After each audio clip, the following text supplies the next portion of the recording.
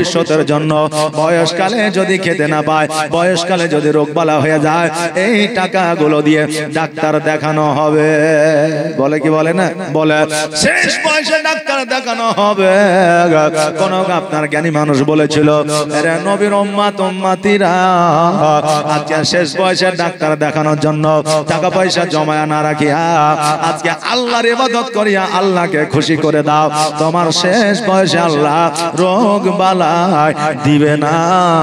জোরে বলুন সুবহানাল্লাহ। আরে আমার বাবাজি ভাইরা, আল্লাহকে যদি আমরা খুশি করতে পারে, জগতের মধ্যে টাকা পয়সা সোনা দানা হীরা মণি মুক্তা জমি জায়গা গাছপালা অট্টালিকা আজকে যাবতীয় যা কিছু আছে সবকিছুই তো আল্লাহর, নাকি বলে? সবকিছু আল্লাহ। তাই আল্লাহকে যদি ইবাদত করে খুশি করে দিতে পারে, আপনি আল্লাহর কাছে যেটা চাইবেন সেটাই আপনি পেয়ে যাবেন। ফাতেমা একটা সময় বলেছিল, আল্লাহ গো, আমি এত আপনার উপাসনা ইবাদত বান্নে করি, তবু আমার বাড়িতে এত অভাব অনটন কেন? আমার আল্লাহর হাবিব নবী মুস্তাফা বলেছিল, ফাতেমা চোখটা বন্ধ করে একবার দেখো। ফাতেমা চোখটাকে বন্ধ করেছিল। ফাতেমা দেখলো আমার পায়ের তল দিয়ে হীরামণি মুক্তা গড়ে যায়। নবী বলে, একটা উঠে নাও, কিয়ামত পর্যন্ত তোমার বাড়িতে অভাব থাকবে না, কিন্তু তুমি জান্নাতের সরদারিনী হতে পারবে না। ফাতেমা বলেছিল, আব্বা গো, দুনিয়ার সুখ আমার চাই না, দুনিয়ার হীরামণি মুক্তা আমার চাই না, আখিরাতের বাজারে আমি জান্নাতের সরদারিনী হতে চাই। জোরে বলে সুবহানাল্লাহ। জগতের মধ্যে মূল্যের কোনো দাম নাই রে বাবা, মানুষের কাছে হয়তো দাম আছে, কারণ আজকে আপনার টাকা পয়সা ধন সম্পত্তি না থাকলে আপনাকেও আপনার তাকায়া দেখবে না, সালামও দিবে না। কথা বুঝলেন না? টাকা যদি না থাকে, বর্তমানে আজকে যে যুব সমাজ যেভাবে টাকা উপার্জন করছে, এটা ওই যুবকের দোষ আছে 20%, সমাজের দোষ আছে 80%। আপনি বলবেন হুজুর এই কথা কেন? বলে এই কথা হলো এই জন্য, আজকে যুবকেরা হালাল হারাম দেখে না, টাকা উপার্জন করতে পারলে হবে। কেন না, আজকে যেই যুবক টাকা উপার্জন করে, আজকে পাড়া প্রতিবেশী আত্মীয় স্বজন পিতা মাতা আজকে সবাই তার ঘাড়ে হাতটা দিয়ে মাথায় হাত দিয়ে বাবা দেয়, নাকি বলে আহারে কত সুন্দর কাজ করছো, টাকা পয়সা উপার্জন করছো। দেখে না হালাল পথে উপার্জন করছে না হারাম পথে, হারাম পথে উপার্জন করলেও তাকে বারণ করে না। এই জন্য যে উপার্জন করছে সে দোষ করছে আপনার 20%, আর যেই বাবার সাপোর্ট করছে তার হয়ে যাচ্ছে 80%। বাবাজি ভাইরা, আজকে সমাজের জন্য, আজকে সমাজের জন্য আজকে আমাদের অনেক বড় বড় ক্ষতি হয়ে যাচ্ছে। বলবেন কেমন করে? আগে আমরা দেখেছি রাস্তার ধারে মানুষ বাড়ি করতে চাইতো না, চাইতো মানুষ ভিতরে বাড়ি করতে চাইতো। আজকে বর্তমানে নিজের জায়গা ছেড়ে দিয়ে রাস্তার উপরে বাড়ি করে। রাস্তার উপরে বাড়ি করা তো দূরের কথা, রাস্তার উপরে পাথর ফেলে রেখেছে, বালি ফেলে রেখেছে, ছাগল বেঁধে রেখেছে। আজকে রাস্তার উপরে উপার্জন ফেলছে।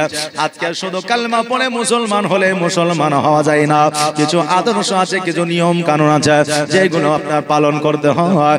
আমার নবী যখন রাস্তা দিয়ে হেঁটে যেতেন, একটা পাথর পড়ে থাকলে আমার নবী রাস্তা থেকে পাথরটা উঠায় ফেলে দিতেন। আর বর্তমানে আমরা মুসলমান বাড়ির আবর্জনা আমরা রাস্তায় নিয়ে এসে ফেলি।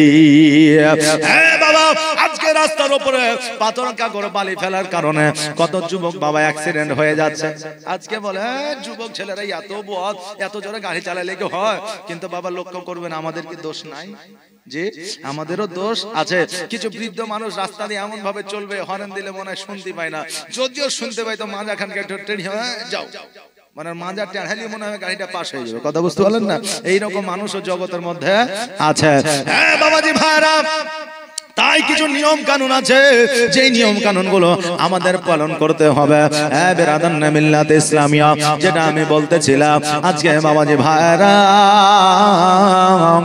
আমার মা ফাতেমা জোহরা রাদিয়াল্লাহু তাআলা আনহা বলে, আব্বা গো, আমি নতুন পোশাক কোথায় পাবো? আমার নবী বললে, আল্লাহকে রাজি করে দাও, আল্লাহ নিশ্চয় তোমাকে দেবে। সামনে জুম্মার দিনে আমার মা মা ফাতেমা জোহরা রাদিয়াল্লাহু তাআলা আনহা চুপ করে বসে আছে। আমার নবী মুস্তাফা বাড়িতে আসলেন, আসার পরে বলে ফাতেমা আজকে ইহুদি কন্যার বিবাহে তোমার যাওয়ার কথা ছিল, আজকে ইহুদি কন্যার বিবাহ থেকে তুমি যাবে না। ফাতেমা বলে আব্বা গো আজকে আমি নতুন পোশাক কোথায় পাবো, আর নতুন পোশাক না পাইলে আমি তার বাড়িতে যাব, আমাকে অপমান অপদস্থ করবে।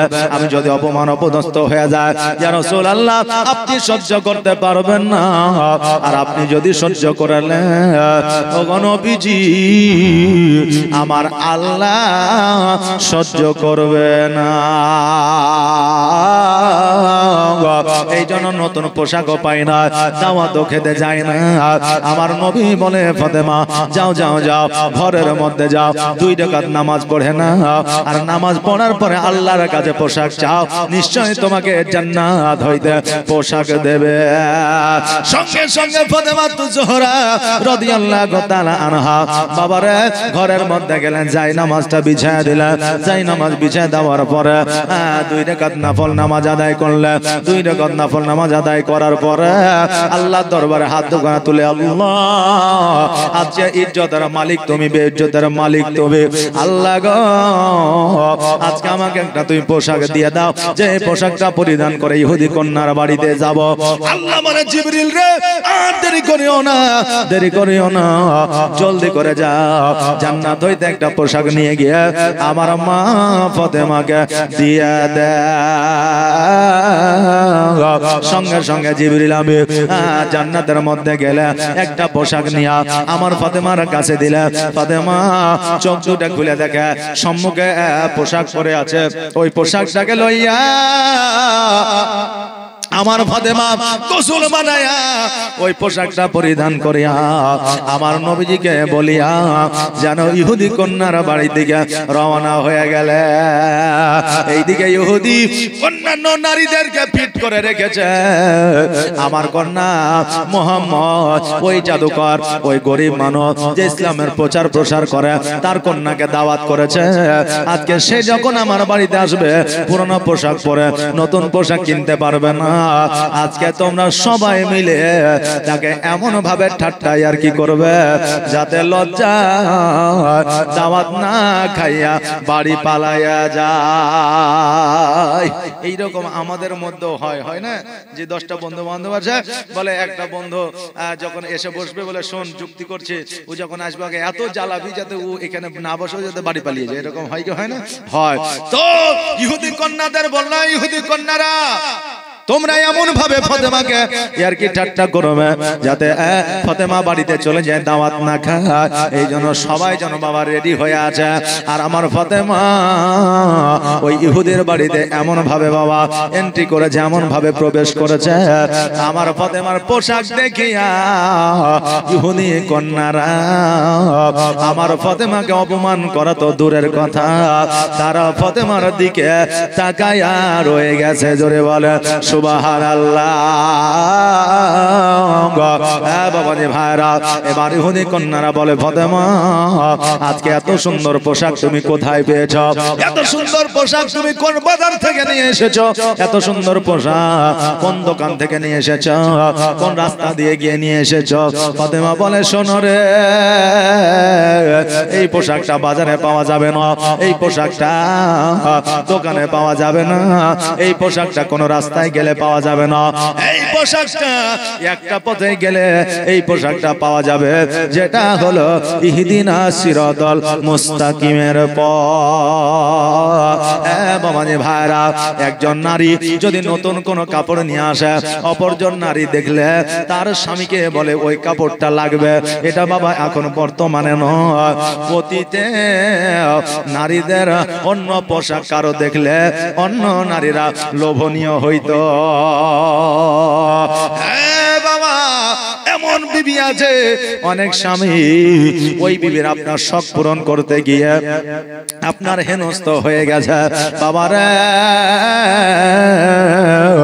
এবার ইহুদি কন্যারা বলে ফাতেমা এই পোশাকে আমরা নিতে পারবো না, এই পোশাকে আমরা কিনতে পারবো না, আমাদের স্বামীদের আমাদের বাপের এত টাকা পয়সা আছে তবুও আমরা এই পোশাক পাইলাম না, আর তোমার আব্বার টাকা নাই পয়সা নাই ধন সম্পত্তি নাই, আজকে তুমি এত সুন্দর পোশাক কোথা থেকে পাইলা? আমার ফাতেমা বলল ইহুদি কন্যা তোমরা শোনো রে, আজকে এই পোশাক টাকা দিয়ে পাওয়া যাবে না, পয়সা দিয়ে পাওয়া যাবে না, ধন সম্পত্তি বিক্রয় করে পাওয়া যাবে না, এই পোশাক যদি পেতে হয় ইহদিনা সিরাতাল মুস্তাকিমের পথের প্রতীক হইতে হবে, এই পোশাক যদি পাইতে চাও আমার নবীর কালেমা তোমাকে পড়তে হবে। ওই পোশাকের দিকে তাকায়া ওই পোশাক নেওয়ার জন্য ওই জায়গাতে একটা নয় দুইটা নয় পাঁচটা নয় 50টা নয় 113টা ইহুদি কন্যা আমার ফাতেমার হাতে হাত দিয়া নবীর কালমা পড়ে মুসলমান হয়েছিল। জোরে বলে সুবহানাল্লাহ। সঙ্গে সঙ্গে আমার ফাতেমা হাতে হাত দিয়ে পড়েছিল লা ইলাহা ইল্লাল্লাহ মুহাম্মাদুর রাসূলুল্লাহ। তোমার মত এত ভালো, তোমার মত এত ভালো কেউ তো আমায় বাসে না, তাই তো নবী আমি তোমার দিবানা, তাই তো রাসূল আমি তোমার দিবানা। তোমার মত এত ভালো, তোমার মত এত ভালো কেউ তো আমায় বাসে না, তাই তো নবী আমি তোমার দিবানা, তাই তো রাসূল আমি তোমার দিবানা। ও কি শুনেছি কিতাবের লেখা,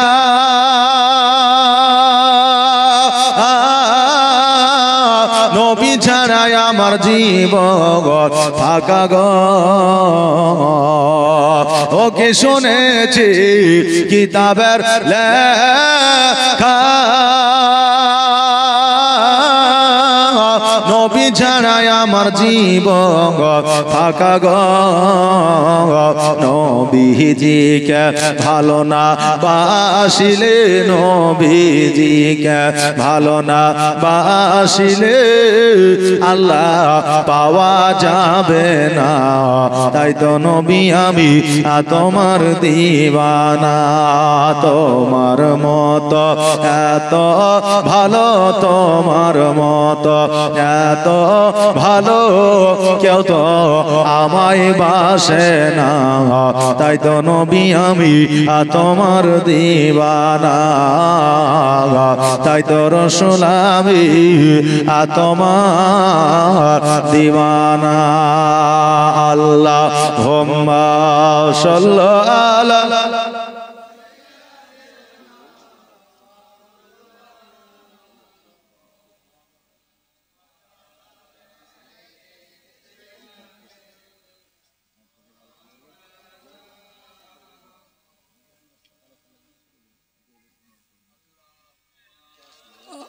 Allahumma salli ala Maulana Muhammad wa ala ali sayyidina Muhammad। আমার মা ফাতেমা জোহরা রাদিয়াল্লাহু তাআলা আনহা ওই সময়ে 113টা কন্যাকে বাবা মুসলমান বানিয়েছিলেন। আরে আমার বাবাজি ভাইরা, আমার মা ফাতেমা শুধু জান্নাতের রানী ছিলেন না, একজন ইসলামের প্রচারক প্রসারক ছিলেন, নারীদের মুসলমান বানিয়েছিলেন। আজকে বেরাদার আমার মা বোনেরা মোবাইল টিপে শফিকের ভিডিও যদি আসে ওটাকে একজন বান্ধবী অপরজন বান্ধবীকে শেয়ার করে। কিন্তু বাবারা ইসলামিক যখন নবীর কোন কালেমা পাওয়া যায় ওইগুলোকে মোরা শেয়ার করি না। তবে বলবেন হুজুরকে ওইগুলো কি শেয়ার করা যায়? বলে করব, করা যাবে? হ্যাঁ বাবা করা যাবে। তবে কিছু কিছু মানুষ আপনার লাইক কমেন্ট লাভার জন্য দেখবেন বলবেন তুমি যদি আল্লাহকে ভালোবাসো মা বাবাকে ভালোবাসো তবে অবশ্যই একটা লাইক দিও বলে বলে না যে। আবার অনেকেই বলে যে এই কোরআনের আয়াতটা যদি পড়ো তোমার বালা মুসিবত রোগ দূর হয়ে যাবে, এই কোরআনের আয়াতটা যদি তুমি পড়ো তবে তোমার প্রেম প্রীতি ভালোবাসা অটুট হয়ে যাবে বলে বলে না। যদি কেউ কোনো পুরুষ কোনো নারীকে যদি ভালোবাসো, যদি তুমি ভালোবাসায় সাকসেস না হইতে পারো তাহলে এই দোয়াটা পড়ে একবার ওই মেয়ের গায়ে ফু দিয়ে দিবে, দেখবে ওই মেয়ে ছুটে তোমার কাছে চলে আসবে। এইরকম তো মাঝে মধ্যে পাওয়া যায় বাবারে। এগুলো মানুষকে একটা ধোঁকা দেওয়া, এগুলো শরীয়তের আপনার নামে মিথ্যা একটা প্রচার করা। অনেক সময় এদের সামনে রমজান আসছে, অনেকেই বলে যে এই রোজার খবরটা যদি একজন অপরকে শেয়ার করে দেয় তার জন্য জাহান্নামের আগুন হারাম হয়ে যায়। জি এটা বাবা কোন রাবি বর্ণনা করে নাই, কোন মুফতি কোন আপনার মুহাদ্দিস এটাকে খুঁজে পায় নাই। এগুলো হচ্ছে একটা বানানো কথা বেরাদার। তবে যেটা আপনার মনোমানসিকতায় ভালো লাগবে যে না এটা হয়তো সঠিক হতে পারে সেটাকে আপনি শেয়ার করবেন। 2024 সালে কোন মসজিদ ভেঙে দিয়েছে, এবার 2030-31 সালে যদি ওটাকে আপনি শেয়ার করেন তাহলে দেখবেন যে ওটার জন্য হয়তো আমাদের মধ্যে একটা ধর্মিকের মধ্যে বিভেদ লাগতে পারে, ঝামেলা লাগতে পারে। তাহলে ওটা বাবা শেয়ার করার দরকার নাই। কথা বুঝতে পারলেন না বেরাদার? আমরা ভারতবর্ষে বসবাস করি, আমাদের একে অপরের প্রতি মহব্বত রেখে যেন আমরা চলতে পারি। আল্লাহ যেন সেই তৌফিক দান করেন সকল আমিন। আমরা কোন ধর্মকে খারাপ বলবো না, আমাদেরকে যেন কেউ খারাপ না বলে। কথা বুঝতে পারলেন না? এই বেরাদার আমার মা ফাতেমা জোহরা রাদিয়াল্লাহু তাআলা আনহা মুসলমান বানায় নিয়া বাড়িতে ফিরে আসলে, বাড়িতে ফিরে আসার পরে ফাতেমা মিচকে যেন হাসি দেয়। নবী আমার বলে ফাতেমা আজকে তোমার মুখে কেন হাসি রে মা? ফাতেমা বলে আব্বা গো আজকে আমার আনন্দ এই জন্য হয় যে আমি ওই ইহুদি কন্যার বাড়িতে গিয়েছিলাম দাওয়াত খাইতে, আমাকে তারা অপমান অপদস্থ করবে বলে আজকে যারা লক্ষ্য করেছিল আমি আজকে তাদেরকে মুসলমান বানিয়েছি। জোরে বলেন সুবহানাল্লাহ। আমার নবী বলেছে ফাতেমা এই জন্য তোরে মা আল্লাহ তোমাকে জান্নাতের রানী বানিয়েছে। বাবা জগতে আসার পরে আমার ফাতেমা জান্নাতের রানী ছিলেন না, আমার মা ফাতেমা জান্নাতের রানী হযরত হাওয়া আলাইহিস সালাম আপনার পরে পরে আমার ফাতেমাকে জান্নাতের রানী বানানো হয়েছিল। জোরে বলেন সুবহানাল্লাহ। বলবেন কেমন করে?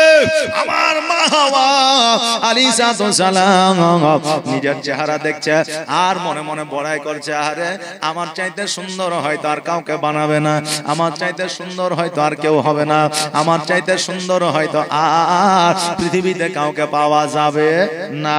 দেখবেন অনেকে আছে চেহারার বড়াই করে, যৌবনের বড়াই করে, অনেকে আছে আজকে রূপের বড়াই করে।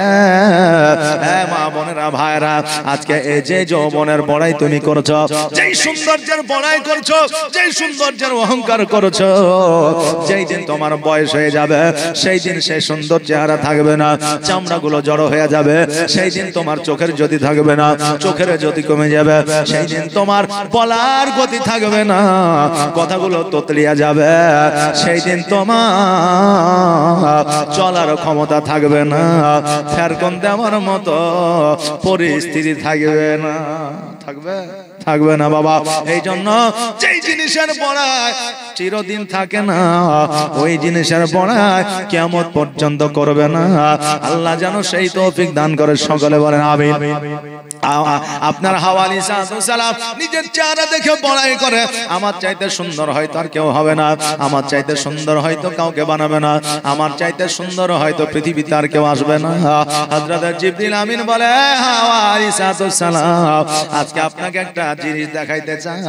এবার বাবা ওই হাওয়া আলাইহিস সালামকে জান্নাতের মধ্যে নিয়ে গেলে, নামার পরে একজন মহিলা যেন খাটের উপরে শুয়ে যায়, ওই মহিলাটাকে দেখা এবার ওই মহিলার চেহারা এত সুন্দর, ওই মহিলার চেহারাতে যেন হাওয়া আলাইহিস সালামের চেহারা দেখা যায়। জোরে বলেন সুবহানাল্লাহ। হাওয়া আলাইহিস সালাম বলে আমার চাইতে এত সুন্দর না জানি এই মহিলাকে। হযরত জিবরিল আলাইহিস সালাম বলে এই মহিলা আর অন্য কেউ নয়, এই মহিলা হলো আমার মা ফাতেমা। জোরে বলেন সুবহানাল্লাহ। হে বাবা, আমার নবী মুস্তাফা সাল্লাল্লাহু তাআলা আলাইহি ওয়াসাল্লামকে বলে যে আখেরি পয়গম্বর নবী সব শেষে এসেছিল, নবী আউয়ালে ছিল না। বলে কি বলে না? কিন্তু বাবারে আমার মা ফাতেমা যদি সেই সময় জান্নাতের সরদারিনী হতে পারে, আমার মা ফাতেমাকে যদি সেই সময় তৈরি করতে পারে, আমার নবীকে আগে কেন তৈরি করবে না? বেরাদার, আপনার বাপকে যে সময় তৈরি করেছে আমাকেও সেই সময় তৈরি করেছে, আমার সন্তানকেও সেই সময় তৈরি করেছে, আমার পোতাকেও সেই সময় তৈরি করেছে, আমার পোতার পোতাকেও সেই সময় তৈরি করেছে। আল্লাহ আত্মাকে রূহকে তৈরি করে দিয়েছে। একটা সময় পৃথিবী কিয়ামত পর্যন্ত যত মানুষ আসবে তাদের একটা সিরিয়াল আল্লাহ রেখে দিয়েছে। জোরে বলেন সুবহানাল্লাহ। আমার মা ফাতেমা জোহরা রাদিয়াল্লাহু তাআলা আনহা কালেমা পড়ায়া এত খুশি হয়ে যায়, আমার নবীজিকে বলতে যাই ইয়া রাসূলুল্লাহ, ইয়া হাবিবাল্লাহ, নবী গো, আমার আল্লাহ তাবারাক তাআলা ওই ইহুদি কন্যাদেরকে হেদায়েত করেছে। জোরে বলেন সুবহানাল্লাহ। কারণ মানুষকে আমার আল্লাহ যতক্ষণ পর্যন্ত হেদায়েত না করবে ততক্ষণ পর্যন্ত তাদের দ্বারা হেদায়েত হওয়া সম্ভব নয়, ততক্ষণ পর্যন্ত হেদায়েত হওয়া সম্ভব নয়। এই জন্য বাবা, মসজিদকে আমরা টালি দিয়ে, মসজিদকে আমরা অতি সুন্দর করে, মসজিদকে আমরা এসি দিয়ে সাজিয়েছি, কিন্তু মসজিদে মুসল্লি দিয়ে সাজাইতে পারলাম না। অতি সুন্দর করে কোটি কোটি টাকা দিয়ে বাড়ি করলেন, আর বাড়ি করার পরে ওই বাড়িতে যদি মানুষ বসবাস না করে, ওই বাড়ির মানান আছে বাবা? আচ্ছা নাই। তা আপনি মসজিদ এত সুন্দর করে বানাইলেন, আজকে এই মসজিদ যদি আপনি নামাজ পড়তে না যান, যদি মুসল্লি না হয়, তাহলে এর জন্য আপনাকে আমাকে কিয়ামতের জবাব দিতে হবে। জোরে বলেন বেরাদার। তা আসলে একবার দরুদ শরীফ পড়ি, আল্লাহুম্মা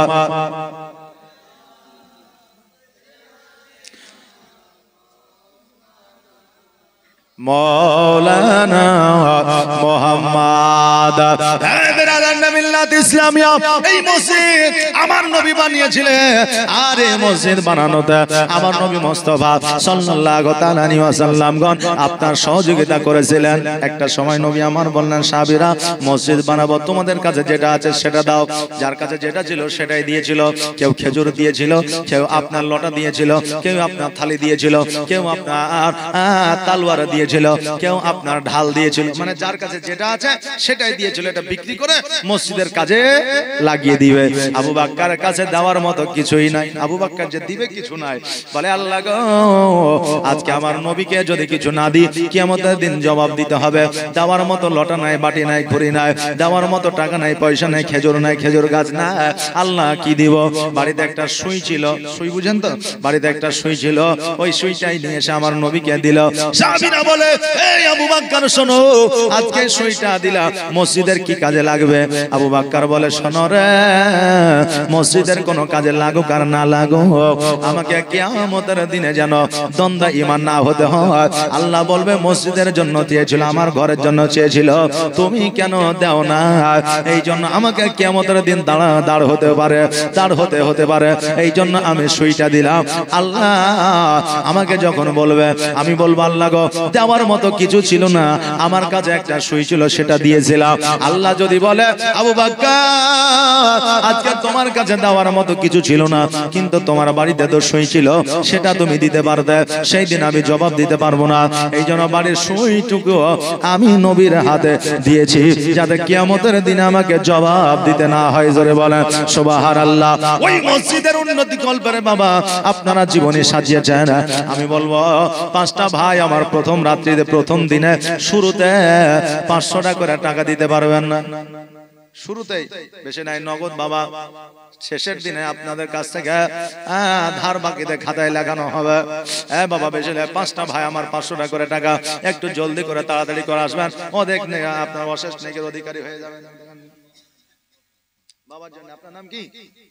হাবিবুর রহমান। সুবহানাল্লাহ, নারে তাকবীর, নারে রিসালাত। এই দেখেন হাবিবুর রহমান ভাই আমার এখানেতে ছিল, ছিল কিনা ছিল দেখো দানে বোঝা গেল।